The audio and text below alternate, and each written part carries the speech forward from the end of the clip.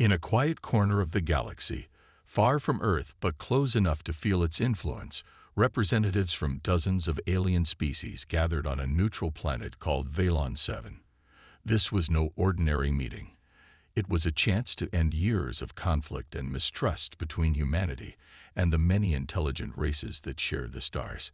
For decades, tensions had simmered over territory, resources, and differing ways of life. Now, for the first time in years, there was hope that peace could be achieved. Among the humans attending the summit was Daniel Carter, a calm and experienced diplomat who had spent most of his career navigating difficult conversations with both allies and enemies. He was joined by Rachel Monroe, a sharp-minded strategist known for her ability to see through deception and plan several steps ahead. Together, they led Earth's delegation into the Grand Assembly Hall, where glowing walls displayed shifting images of star systems and nebulae. The room buzzed with quiet whispers as delegates from various species exchanged cautious glances. The atmosphere was tense but hopeful. Many of the alien leaders had heard stories about humanity's rapid rise in technology and ambition. Some admired Earth's determination, while others saw it as reckless or even dangerous. As Daniel approached the podium to address the council, he felt the weight of countless eyes watching him. Not just those in the room, but also the billions of beings across the galaxy who were waiting to hear what humanity had to say. "Friends," Daniel began, his voice steady and clear, "we are here today, not because we are perfect, but because we recognize our imperfections. We know that misunderstandings have caused pain and suffering, but we also believe that together we can build a future where every species thrives." His words earned polite nods from some delegates, though others remained skeptical. Among them was Calvor, a tall, insect-like representative of the Selvorian race, known for their advanced technology and strict discipline.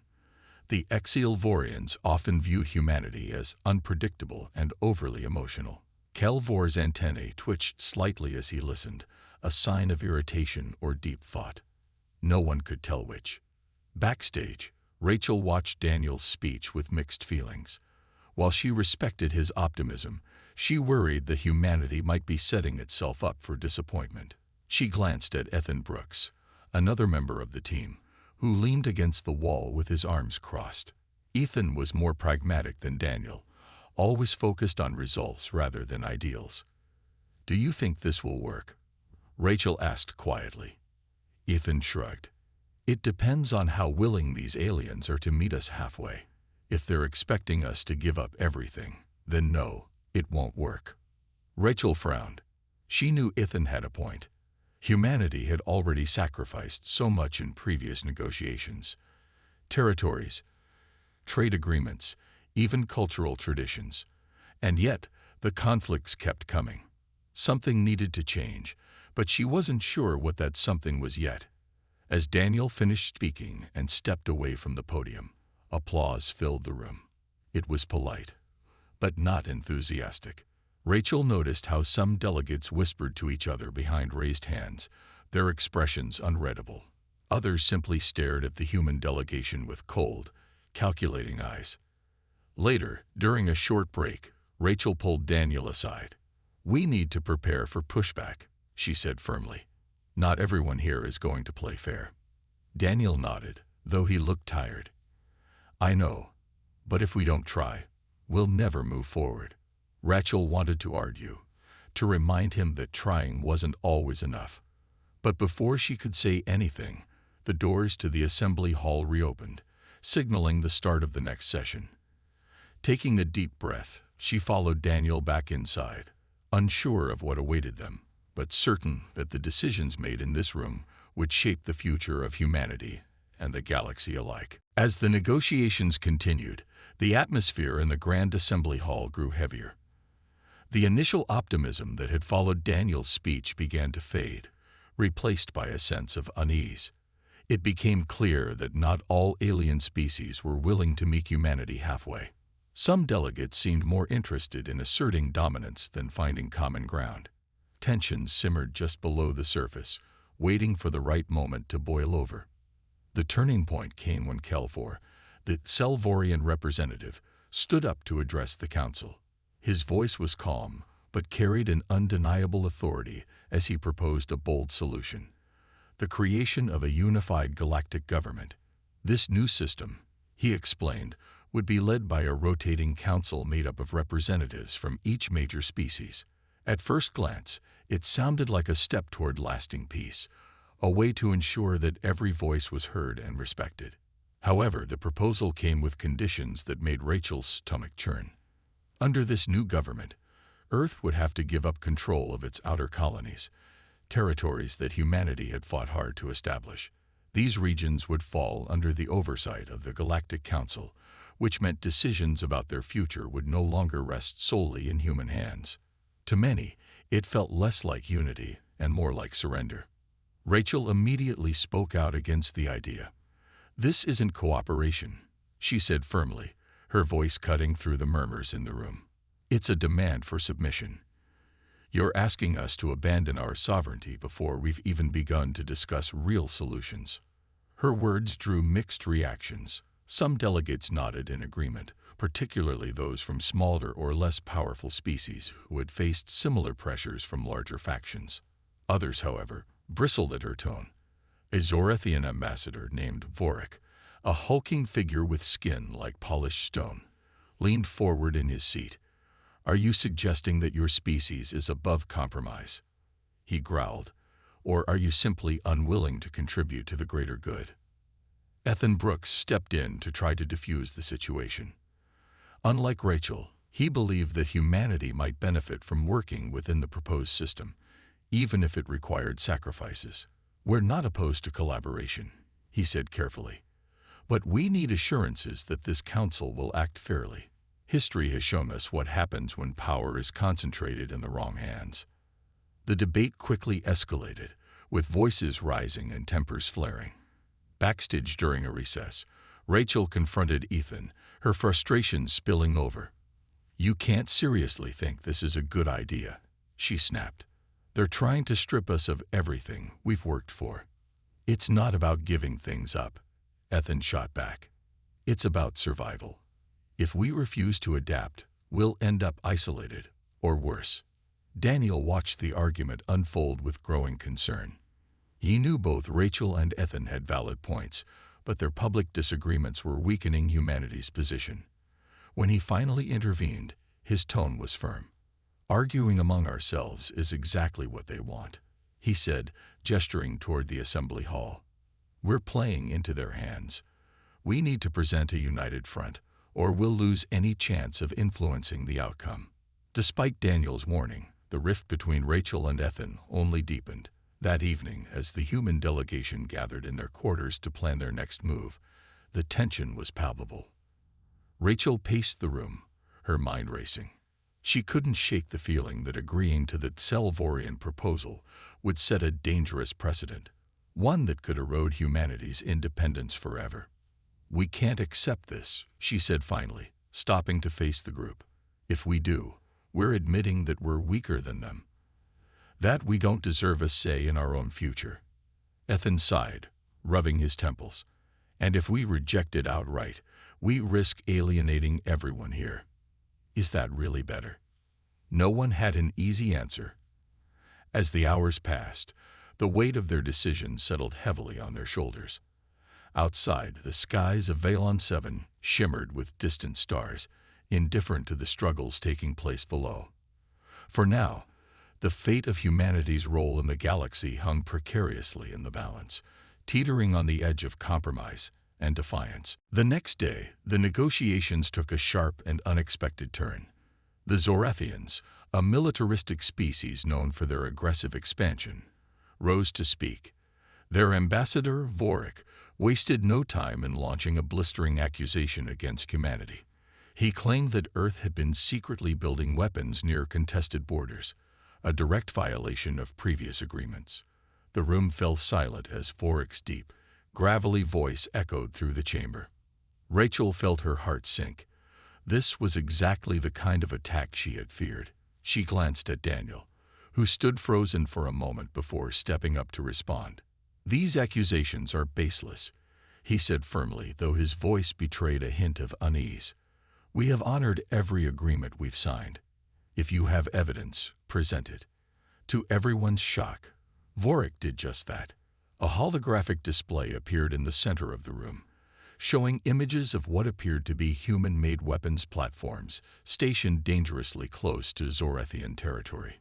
Gasps rippled through the assembly hall, and Rachel clenched her fists. Something about the timing and the clarity of the evidence felt suspiciously convenient.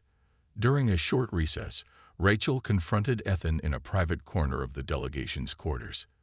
"This isn't a coincidence," she hissed. "Someone leaked classified information to sabotage us, and I think you know more than you're letting on." Ethan's face flushed with anger. "That's ridiculous," he shot back. "I'm not leaking anything. But maybe if you hadn't been so confrontational from the start, we wouldn't be in this mess." Their argument grew louder, drawing the attention of other team members. Daniel stepped in, his voice low but firm. "Stop it, both of you. Arguing like this isn't helping. Whoever leaked this information wanted to create chaos, and we're playing right into their hands." Despite Daniel's intervention, the damage had already been done. The human delegation returned to the assembly hall looking fractured and unprepared.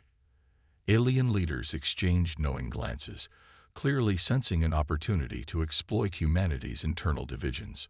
Vorik smirked as he addressed the council again. "It seems Earth cannot even manage its own people, let alone contribute to galactic stability," he sneered. Rachel couldn't take it anymore. As the session dragged on, she found herself growing angrier, not just at the aliens, but at the entire process. It felt rigged, designed to force humanity into submission while painting them as reckless and untrustworthy. When the floor was open for final statements, Rachel made a decision that would change everything. Standing up abruptly, she walked to the podium without waiting for approval. Her voice rang out clear and strong, silencing the murmurs in the room. "Enough," she said, her eyes scanning the sea of alien faces. "We came here seeking peace, but all we've encountered is manipulation and hostility. You accuse us of aggression while ignoring your own actions. You demand we give up our rights while offering nothing in return. We will not participate in a system built on lies and coercion." The room erupted into chaos. Delegates shouted questions and objections, but Rachel ignored them. Turning on her heel, she signaled for the rest of the human delegation to follow her. Without another word, they walked out of the assembly hall, leaving behind stunned silence. Back in their quarters, the reality of what had just happened began to sink in. Some team members supported Rachel's bold move, seeing it as a necessary stand for humanity's dignity. Others, like Ethan, were furious. "You just threw away months of work," he exclaimed. "Do you even realize what this means?" "I do," Rachel replied, her voice steady despite the weight of the situation. "It means we're done letting others dictate our future. If they want to play games, fine. But we won't be pawns anymore." As news of humanity's withdrawal spread across the galaxy, reactions varied. Some saw it as an act of defiance, while others viewed it as arrogance. Back on Earth, citizens watched broadcasts of the event with a mix of pride and fear. For better or worse, Rachel's decision had set the stage for a new chapter, one filled with uncertainty, but also possibility. The fallout from humanity's abrupt exit from the peace negotiations on Valon 7 was swift and severe. Across the galaxy, alien leaders were left stunned by Rachel Monroe's bold declaration.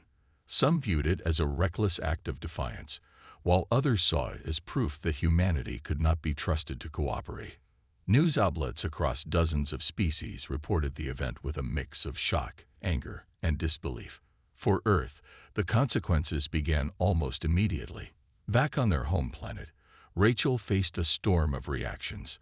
Public opinion was sharply divided. Some citizens hailed her as a hero who had stood up for humanity's rights, refusing to bow to alien pressure. Others accused her of throwing away a rare chance at peace, potentially plunging Earth into further conflict. Politicians debated fiercely in global assemblies, some defending her actions while others demanded accountability. The weight of the decision pressed heavily on Rachel's shoulders, but she refused to back down. Daniel Carter, on the other hand, wrestled with guilt and doubt. He had always believed in finding common ground, no matter how difficult the path. Walking away from the talks felt like abandoning that ideal. During quiet moments in his office, he replayed the events in his mind, wondering if there had been another way. But deep down, he knew Rachel's frustration had been justified. The negotiations had been rigged against them from the start, designed to force humanity into submission under the guise of unity. As tensions simmered both on Earth and among the stars, Ethan Brooks grew increasingly vocal about his disapproval of Rachel's decision. In interviews and closed-door meetings, he argued that humanity's withdrawal would isolate them further, making alliances harder to build in the future. "We didn't just walk away from the table," he told a group of reporters. "We burned it down. Now we'll have to face the consequences alone." But not everyone shared Ethan's pessimism. Emily Dawson, a junior analyst who had been quietly observing the chaos, approached Daniel one evening with an idea. "What if walking away wasn't the end?" she asked cautiously. "What if it was the beginning of something else? Maybe we don't need to rely on the big players anymore. There are smaller species out there, ones that feel just as ignored as we do. Why not reach out to them?" Daniel considered her words carefully. It was risky, but it made sense. Many of the smaller alien races had long been overshadowed by the dominant factions like the Exilvorians and Zorathians. They might welcome the chance to collaborate with humanity, forming new partnerships based on mutual respect rather than coercion. Together, they could create a coalition strong enough to counterbalance the power of the larger species. Meanwhile, Rachel threw herself into strengthening Earth's defenses. She knew that leaving the negotiations wouldn't stop the threats facing humanity. If anything, it might make them worse. Under her leadership, military bases were fortified, supply lines secured, and emergency plans updated. At the same time, she authorized secret missions to establish contact with smaller alien groups, testing Emily's theory about building alliances from the ground up. Across the galaxy, the absence of humanity at the negotiating table created a vacuum. Trade routes once protected by fragile agreements began to break down. Skirmishes erupted along contested borders as old rivalries resurfaced. Alien leaders scrambled to adapt to the sudden shift in dynamics, unsure whether to see humanity's departure as a threat or an opportunity. For the human delegation, the days following their dramatic exit were filled with uncertainty. Yet amid the chaos, a glimmer of hope remained. Rachel's bold move had sent a clear message. Humanity would no longer play by rules designed to hold them back. Whether this stance would lead to disaster or a new era of cooperation was still unknown.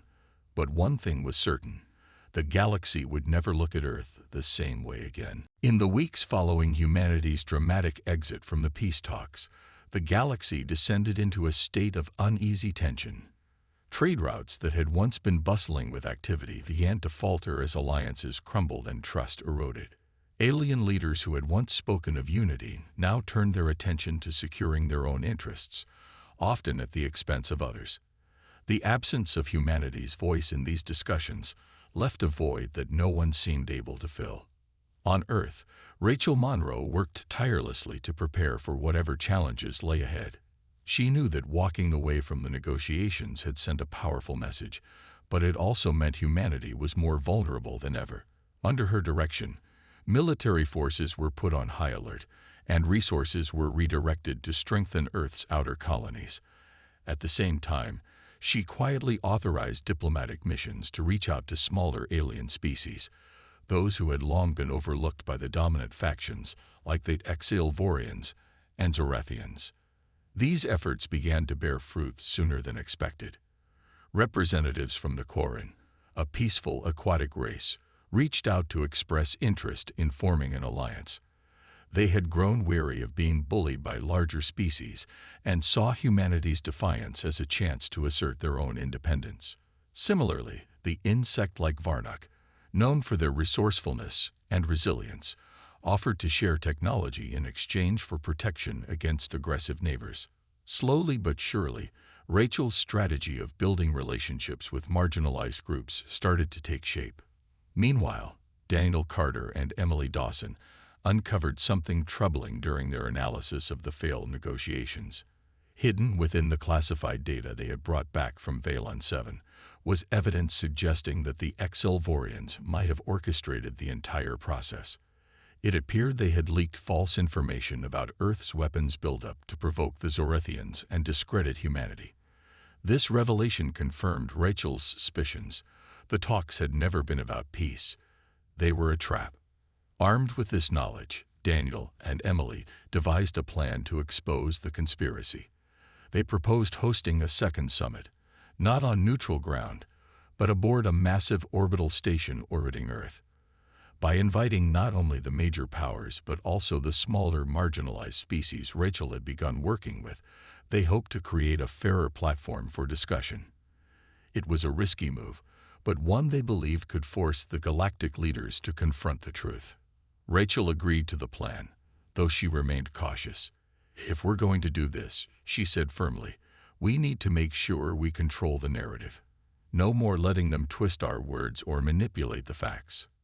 As preparations for the new summit began, word spread across the galaxy.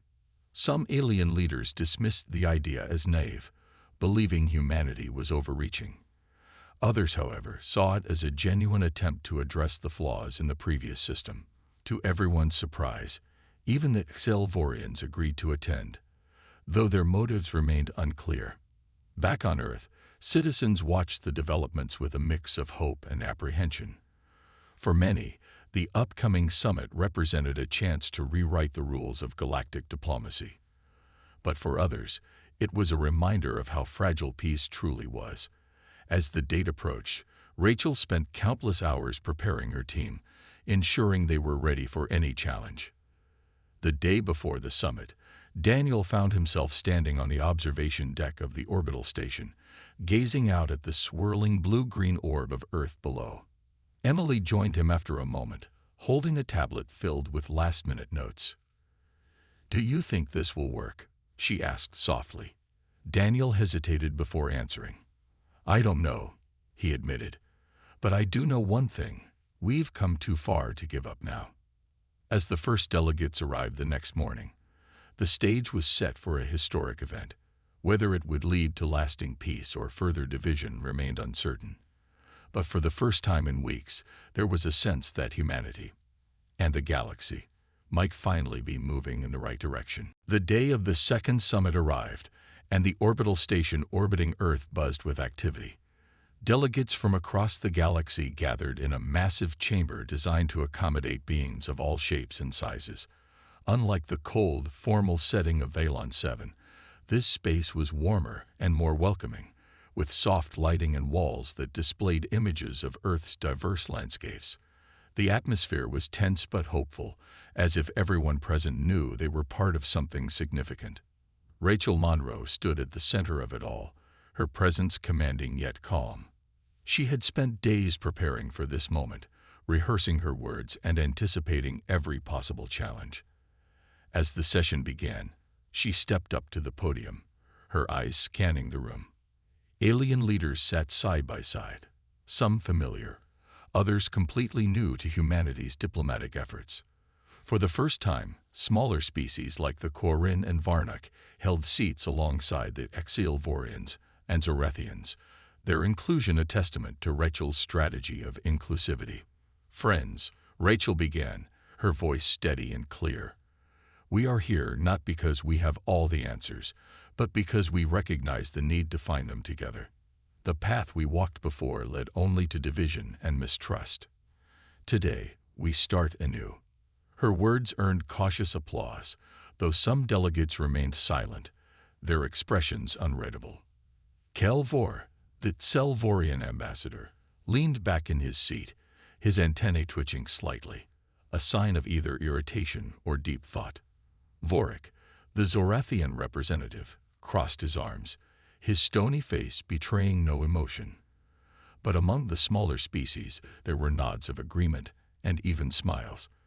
they had long felt ignored, and Rachel's acknowledgement of their struggles resonated deeply. As the discussions unfolded, Daniel Carter and Emily Dawson presented the evidence they had uncovered about the Xelvorians' role in sabotaging the previous negotiations. The revelation sent shockwaves through the chamber. Gasps echoed as holographic displays showed intercepted communications and fabricated data linking Earth to supposed weapons buildup. Calvor shifted uncomfortably in his seat, his usual composure cracking under the weight of scrutiny. "This is outrageous," he finally exclaimed, rising to his feet. "You accuse us without proof." "It's not an accusation," Daniel replied firmly. "It's fact. And it's time we addressed the truth instead of hiding behind lies." For a moment, it seemed the summit might collapse into chaos. But then something unexpected happened. A Coran delegate named Lesonier spoke up, her melodic voice cutting through the tension. "We have also faced deception and manipulation," she said gently. "Perhaps it is time we stop pointing fingers and focus on building trust." Her words struck a chord. Slowly, the mood in the room shifted. Even Vorik, who had always been quick to anger, seemed to soften. "If we are to move forward," he rumbled, "then let us do so with honesty. No more games." Encouraged by this breakthrough, Rachel proposed a new framework for cooperation, one that prioritized fairness and transparency. Under her plan, decisions would be made collectively, with every species having an equal say regardless of size or power. Smaller groups like the Corin and Varnak would no longer be sidelined, while larger factions like the Xelvorians would need to earn trust rather than demand it. The debate stretched late into the night, with compromises made and agreements forged. By the time the session ended, exhaustion hung heavy in the air, but so did a sense of accomplishment. For the first time, real progress felt possible. Later, as Rachel watched the delegates file out of the chamber, Daniel approached her with a rare smile. "You did it," he said quietly. "This wasn't just about standing our ground. It was about showing them another way." Rachel nodded, though her expression remained thoughtful. "It's not over yet," she replied. "But maybe, just maybe, we've given ourselves a fighting chance." Below them, Earth glimmered against the vastness of space, a fragile but resilient world, ready to face whatever came next. As the summit drew to a close, the delegates gathered for one final session to solidify the agreements they had worked so hard to achieve. The mood in the chamber was different now, lighter, yet tinged with cautious optimism. For the first time in years, it felt as though the galaxy might be moving toward genuine cooperation, rather than constant conflict. Rachel Monroe stood at the podium once more, her voice carrying a mix of pride and determination. "We have taken the first step," she said, addressing the assembled leaders. "But let us not forget why we are here. We came together because we recognized that the old ways were failing, not just humanity, but all of us. Today, we choose a new path, one built on trust, fairness, and mutual respect." Her words earned nods of agreement from many in the room, even from those who had initially opposed humanity's withdrawal from the previous negotiations. Calvor, the Xelvorian ambassador, rose to speak next. To everyone's surprise, he offered an apology, a rare act for his species. "We sought to guide this galaxy through strength," he admitted, his tone measured. "But perhaps we mistook control for leadership. If we are to move forward, we must do so as equals." The admission sent ripples through the chamber. Even Vorik, the Zorathian representative, seemed momentarily stunned. After a pause, he added his own thoughts. "Trust is not given easily," he said gruffly. "But if we are to survive, we must try." With these breakthroughs, the delegates finalized the framework for a new galactic council. Unlike the previous proposal, this version ensured equal representation for all species, regardless of size or power. Decisions would require consensus, preventing any single faction from dominating the others. Smaller species like the Corin and Varnak celebrated quietly, knowing their voices would finally be heard. Back on Earth, News of the summit spread quickly, sparking celebrations in cities around the globe. Citizens watched broadcasts of the event with a mix of relief and hope. For too long, humanity had felt caught between alien powers, forced to navigate a system rigged against them. Now, there was a chance to rewrite the rules, and perhaps find true allies among the stars.